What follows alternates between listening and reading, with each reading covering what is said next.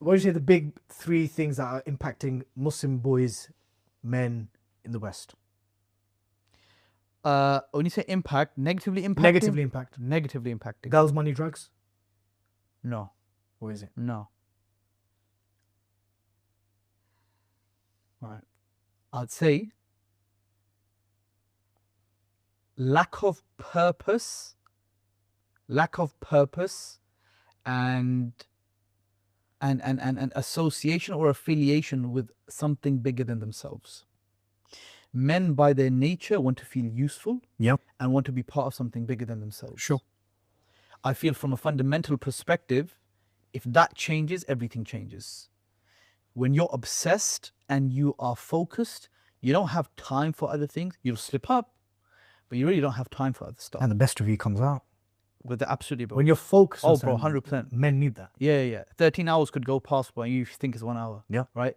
So being mission driven, having a purpose, being part of something bigger than yourself, a cause, a project or something, I feel that is something that we need. Now, obviously, you're talking about what has been this problem affecting, but I think a lack of that, and I think that's something that we don't focus on as leaders for the Shabab. Inshallah, trying to change that, right?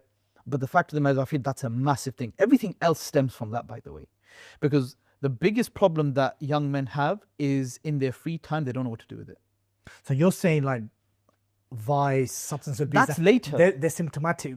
Yeah, bro. Okay. That's later. The deeper issue is lack of purpose, yeah, lack of direction, lots of free time. So this is what I would look at more fundamental things, because I used to be like, hey, it's this, but then that's not solving the problem. You can solve that, and then it pops up again, and it pops up again, and it pops up again. Like you could have a lecture about drugs and alcohol, etc. Brother will cry, oh my God, bro, I've got to change my life, and then basically he'll be like on his phone, Snapchat, going through the stories, swiping. Oh, she got fat. Anyway, so basically he'll be like, oh, she's got this. Oh my God. Or she's at age like milk and that.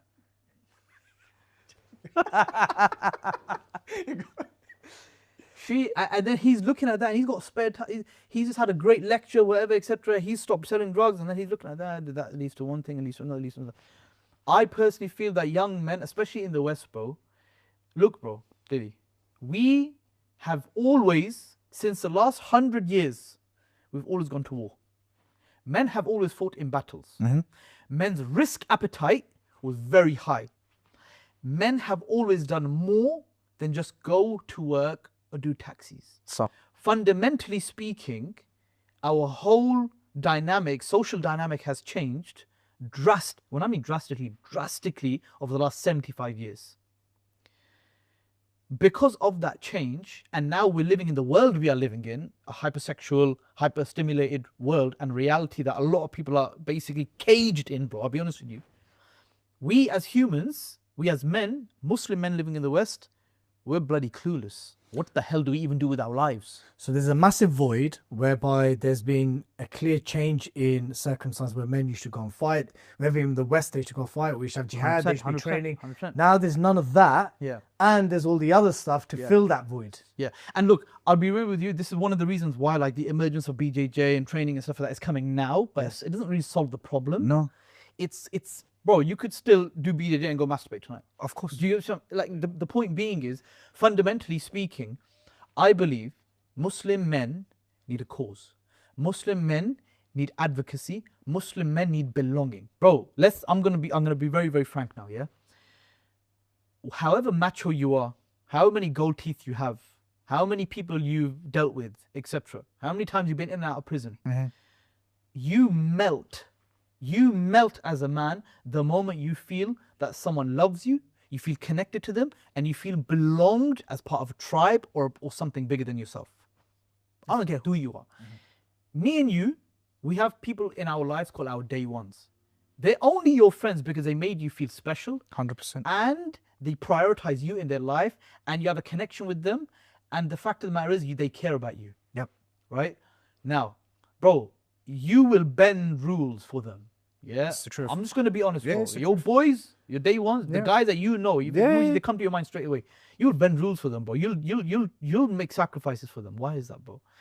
And the reality is that men need their tribe. Wallahi, bro, this is the biggest thing. And when I mean tribe, I mean, bro, just like, going out with the brothers, having a munch, but then at the same time, imagine if there's an advocating cause that you are all part of. Oof. Oh my God, you know how powerful that is, bro? It is. And I'm not talking about no corporate BS, bro, like where you basically have to have a manager and this person and that person, then it's got to look like some kind of, you know, like hybrid da'wah corporate organizer. I'm talking about just brothers.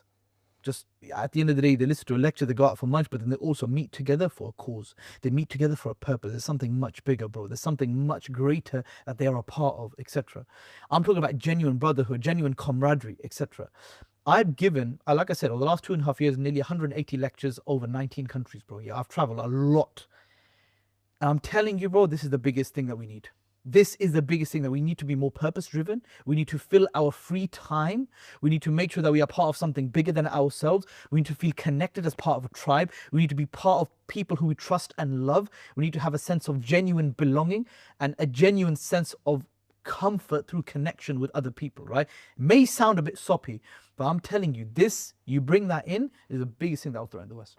Biggest thing, bro. They will, subhanallah. But they already know that. But this is the thing, it's their biggest weakness, because they're creating an egocentric world. They're creating a world where you are the center of the universe and everything else out there is basically not important. Your dad's not important, your grandfather who's in care home, not important. You are the only thing that's important. And with meta connections and with AI and with all of those, the resurgence of this right now, guess what's happening, bro?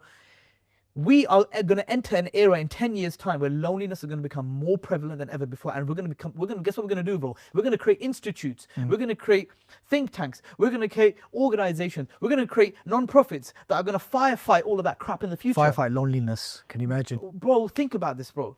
We're going to try and do it through great, initiatives, bro.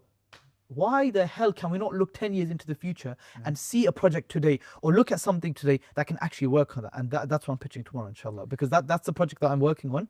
That, subhanAllah, bro, in 5 days of fundraising, we raised £150,000 from just a concept, which means people believe in it. What is the biggest problem? In my opinion, bro, the biggest problem is loneliness, bro. As a man, that's what it is. Bro, the moment you leave school, the moment you leave college, the moment you leave uni, the natural state of man is drifting. Yep. Drifting is the natural state of man. Bro, we always say to our boys, yo, bro, listen, catch up soon, bro. Yeah, been too long, bro. Been too long. Same bars being dropped every year, bro. Yeah, same Eid Mubarak message. Yeah, bro, should catch up. Never happens. Yeah. Bro, as you go older, as a man, you get responsibility. But what if we could create something that brings people together? And it's not going to be brotherhood. It's not going to be a chill on Coventry Road at 11 p.m. after Isha. That's not what it is. What it is, bro, is an advocating cause. And it's camaraderie and it's brotherhood. And it's done through being part of something bigger than yourself. When you can create a tribe mentality around a cause, around something. And my cause that I tell people to advocate for is one mission: get to Jannah and take as many people as you can with you, from a broad umbrella perspective.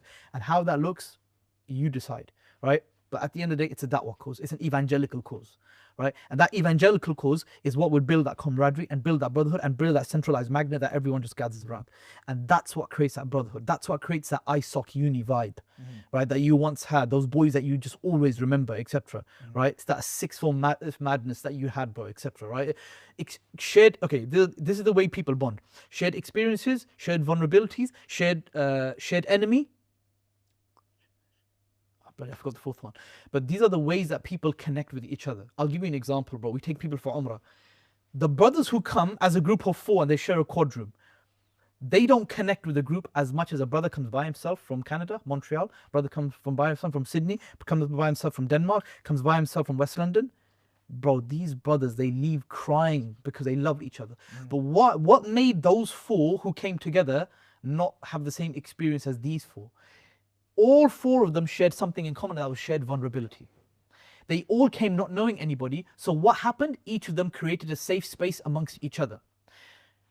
Certain convos, for example, the social dynamic is like this, is that those brothers, they'll have a convo with these guys and it will last 10 seconds and they'll do a bop and they'll go. Yeah. Whereas these guys, they'll talk and they'll talk and they'll talk and they'll talk, and then they'll realize, oh, he's not going anywhere. He's not going anywhere. He's not leaving the room. Why is he not leaving the room? Is he like me as well? Hold on a minute. Where are you coming from? Are you coming from are you by yourself? I'm by myself. I'm by myself. Hug. Yeah, it's like that. That's the dynamic, right? Why don't we science this? Why don't we understand that the way people connect with each other is through shared vulnerability, shared experiences, shared enemies, right? If we can create this into the hearts of young Muslim men, I'm telling you, bro, that's going to change the West forever. But how do we do this on an institution level? How do we do it in a systematic way? How do we do it in a scalable way? That's the challenge, right?